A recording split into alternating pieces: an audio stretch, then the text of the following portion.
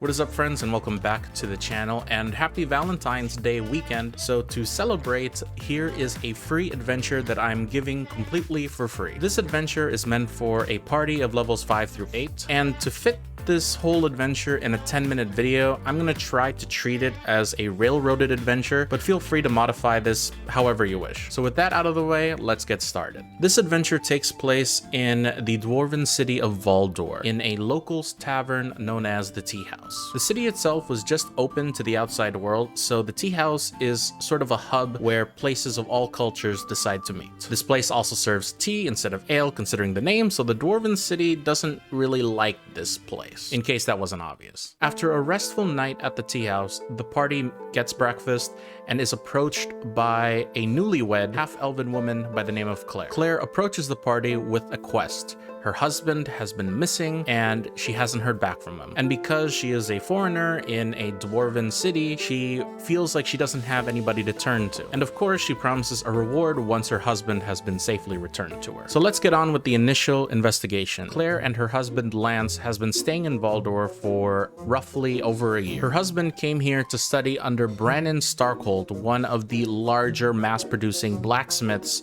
in the region. When she last saw Lance was heading to work, and when he went missing, she tried to approach Lance's boss, Brannon Starkhold, but Brannon wouldn't speak to her. So after hearing this, the party eventually goes to meet Brannon Starkhold at Starkhold's smithy. And when they meet Brannon seems annoyed and frustrated. Brannon doesn't want to be bothered at the moment, and he refuses to take any questions. However, the party wants to do this. Eventually, they talk to Brannon, and he does have a few bits of pieces of information. Lance was fired as a blacksmith more than a few months ago. He made a faulty piece of gear for one of the higher nobles, and that caused shame upon the brand of Brannon Starkhold. Lance also didn't show any sign of improvement, so Brannon kicked him out. And Brannon doesn't want to tell Lance's wife, Claire, about any of this because he feels like that it is not his duty to do it. That's really up to Lance. So after hearing all of this information, the party leaves the blacksmith shop and are approached by a man named Pronto. Pronto is a beggar who sells rumors from observing all of the higher nobles in the area. And his catchphrase is, if you want information and you want something done, get it pronto. If the party does decide to pay him for information, Pronto points him towards the Red Copper Gang, this local group of loan sharks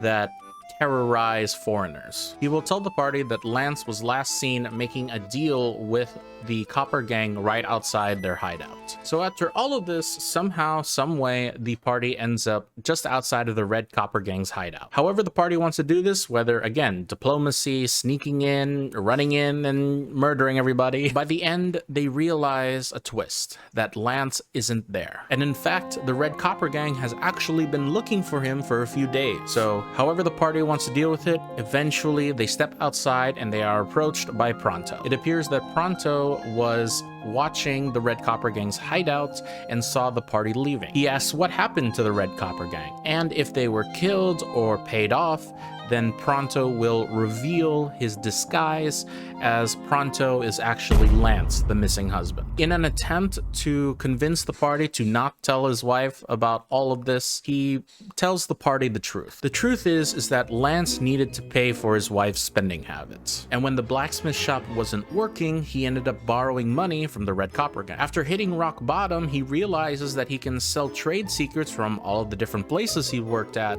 for money. So he kept this secret life away from his wife, and he kept it up for a very long time, for a few months. But once the Red Copper Gang started looking for him, that's when he had to go into hiding, and that's when he disappeared. And that's basically the adventure. Hopefully all of that made sense.